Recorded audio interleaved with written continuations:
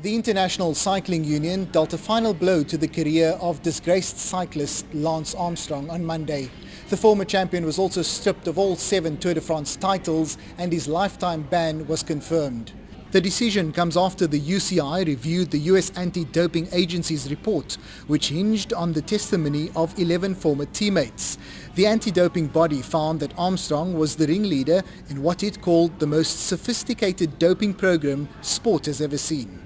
We spoke to the Sports Science Institute to find out how Armstrong was able to do this. I think Lance was able to get away with what he did, partly because of luck, partly because of corruption within cycling, partly because of he came along at the right time, and also there was a lot of intimidation of people. And I think what the US anti-doping agency report made quite clear is that for probably 7 or 8 years, there were people who knew what was going on, but they were forced into silence, either by pressure that was being applied directly by Armstrong, or just by the fact that he came along at a time when cycling needed a saviour. Tucker believes the scandal may be good for the sport in the long run, but it raises questions about how the UCI treated Armstrong. I think the only way that cycling can ever overcome doping is if we are 100% transparent, and that means telling all the ugly truths that were told in this report and more.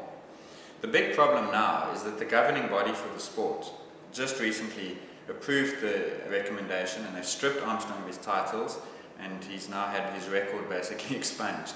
The problem is that by doing that, they almost implicate themselves, because a big part of the problem for Armstrong, or the reason he got away with it, was that the cycling body was corrupt. Part of that evidence is that Armstrong paid the UCI, the cycling body, to keep the test results quiet and to help him get away with it. If that's true, then no matter what you do doping-wise, you will struggle to enforce it because people see that the system doesn't want to be changed from inside. Tour de France organisers will remove Armstrong's name from the winner's roll, but will not retrospectively award titles. Wesley Peterson, Eyewitness News, Cape Town. Eyewitness News, in touch, in tune and independent. For the latest, log on to ewn.co.za or ewn.mobi.